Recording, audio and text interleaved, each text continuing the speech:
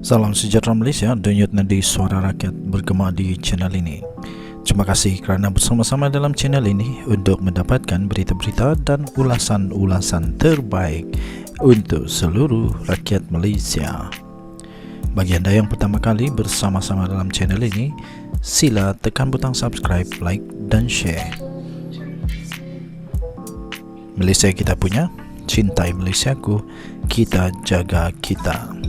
Sekali lagi, bagi anda yang pertama kali, sila tekan butang subscribe, like dan share.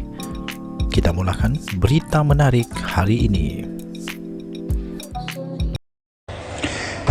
Salam sejahtera Malaysia, denyut nadi suara rakyat bergema di channel ini. Berita terkini menggemparkan yang pastinya mengejutkan bekas Perdana Menteri. Siapa lagi kalau bukan Atuk PM dahulu, Tun Mahathir. Berita ini daripada bharian.com.my bertarikh 1 April 2024. Bertajuk bekas Perdana Menteri boleh ditangkap jika enggan hadir RCI Batu Putih, kata Azalina. Berita penuh. Kuala Lumpur. Perdana Menteri yang membuat keputusan secara sembunyi adalah individu yang bertanggungjawab, menyebabkan Malaysia kehilangan Batu Putih dalam proses rayuan di Mahkamah Antarabangsa. Dedah Menteri di Jabatan Perdana Menteri, Undang-Undang dan Reformasi Institusi, Datuk Seri Azalina Osman Said di Dewan Negara hari ini. Beliau mendedahkan Perdana Menteri ketika itu telah membuat keputusan secara bersendirian tanpa sesiapa mengetahuinya, termasuklah Peguam Negara yang bercuti pada ketika itu. Beliau berkata Peguam Negara cuti 4 hari. Peguam Negara cuti 4 hari garden leave. Dipaksa bercuti, tidak ada siapa yang tahu. Keputusan dibuat sembunyi-sembunyi menyebabkan kita hilang Batu Putih dalam proses rayuan antarabangsa, dan tidak seorang pun menggembar-gemburkan isu ini dan mengaitkan dengan soal kehilangan kedaulatan. Tambahnya, perkara ini sudah disiasat oleh pasukan petugas khas. Dia dipanggil tetapi dia tak datang, dan kini sudah ada suruhanjaya diraja RCI. Beliau boleh dipanggil, jika tidak hadir boleh ditangkap, katanya ketika menggulung perbahasan rang Undang-Undang RUU Kekebalan Bidang Kuasa Negara Asing 2023 di Dewan Negara hari ini.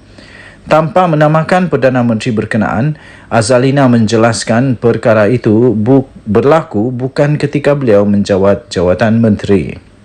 Beliau menjelaskan Malaysia tidak akan kehilangan Batu Putih jika peristiwa itu berlaku ketika beliau menjadi menteri. Katanya, semua pihak perlu memberikan kepercayaan kepada RCI untuk mengkaji pengendalian perkara berkaitan kes kedaulatan Batu Putih, Batuan Tengah dan Tubir Selatan yang ditubuhkan untuk mencari kaedah penyelesaian serta penambahbaikan mengenai sebarang isu membabitkan kedaulatan negara. Terdahulu ketika perbahasan, beberapa senator membangkitkan kebimbangan mereka berhubung kuasa Perdana Menteri dalam pasal 30, 31, 32 dan 33 dalam perbahasan RUU Kekebalan Bidang Kekebalan Bidang Kuasa Negara Asing 2023. Mereka bimbang kuasa Perdana Menteri itu menyebabkan penyalahgunaan kuasa yang tidak sihat kepada pentadbiran negara. Menjelaskan perkara itu, Azalina berkata tidak sepatutnya wujud kekhawatiran itu kerana keputusan Perdana Menteri perlu diwartakan dan dibentangkan kepada umum. Pada 23 Mei 2008, Mahkamah Keadilan Antarabangsa ICJ memutuskan Singapura mempunyai hak terhadap Batu Putih, manakala Batuan Tengah yang terletak kurang daripada 1 km dari pulau itu milik Malaysia. ICJ juga memutuskan hak milik Tubir Selatan, kira-kira 4 km dari Batu Putih, akan ditentukan mengikut persempadanan perairan negara yang menguasainya. Namun Kerajaan Pakatan Harapan PH yang diterajui oleh Tun Dr. Mahathir Mohamad menarik balik permohonan membatalkan keputusan ICJ yang menganugerahkan bidang kuasa Undang-Undang Batu Putih kepada Singapura pada 28 Mei 2018. Denyut Nadi Suara Rakyat bergema di channel ini. Jangan lupa untuk tekan butang subscribe, like dan share. Malaysia kita punya, cintai Malaysiaku, kita jaga kita. Bye-bye. Salam sejahtera Malaysia. Denyut Nadi Suara Rakyat bergema di channel ini. Tuan-tuan dan puan-puan yang dihormati sekalian, akhirnya sekali lagi Agong bertitah. Kali ini ramai orang yang akan meroyan kepanasan. Orang-orang yang memang sudah didakwa makin panaslah. Orang-orang yang rasanya pernah buat makin panas juga. Orang-orang yang pernah menyalahgunakan kuasa, minta rasuah, minta apa-apa yang salah guna kuasa, memang makin meroyan lah kali ini. Apa tidaknya, akhirnya yang di Pertuan Agong keluar titah. Baginda bertitah, bulan madu dah tamat. Sekarang pergi tangkap lebah. Titah Agong kepada Azam Baki. Memang yang di Pertuan Agong kali ini memang pada awalnya pun Baginda sudah memberikan amaran bahawa Baginda akan memburu, dan Baginda tidak pernah gagal. Baginda akan buru semua orang yang pernah sakau duit negara Malaysia, yang menyebabkan negara Malaysia kerugian, apalagi kepada rakyat. Rugi betul. Bayangkan kalau yang disakau itu boleh dipakai untuk membantu rakyat, betapa baiknya. Azam Baki dah dapat green light. Green light daripada yang di Pertuan Agong untuk tangkap lebah. Tangkap lebah yang duk bising, bising, tapi akhirnya nanti kantoi tukang sakau. Kita lihat nanti siapa yang akan jadi lebah pertama, kedua, ketiga, keempat yang bakal kena tangkap. Ini dapat green light daripada Agong.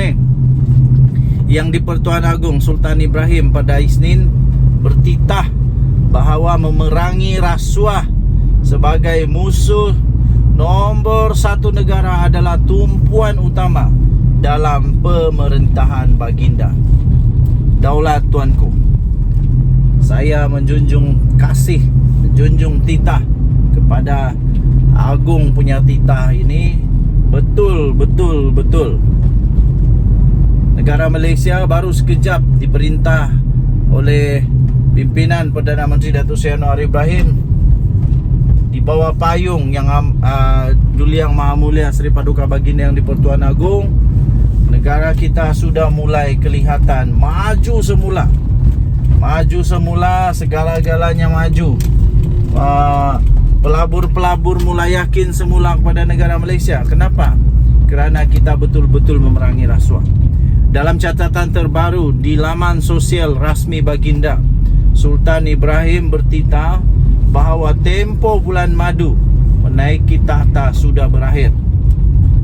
Jadi sebagaimana yang saya titahkan, titah Baginda, sebagaimana yang saya tegaskan sebelum ini, titah Baginda, my honeymoon is over. Now go catch the bees.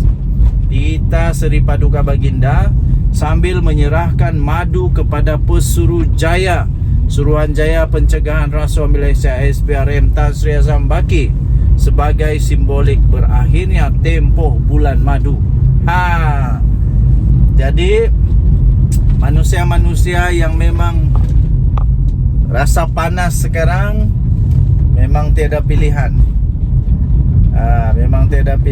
Bertaubatlah cepat-cepat ya. Berdoalah banyak-banyak, bertobat cepat-cepat.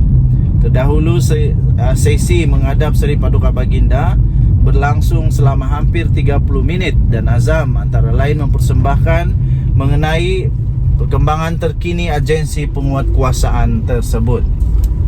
Tahniah diucapkan kepada Azam Baki, SPRM yang sudah dapat green light betul-betul daripada Agong untuk tangkap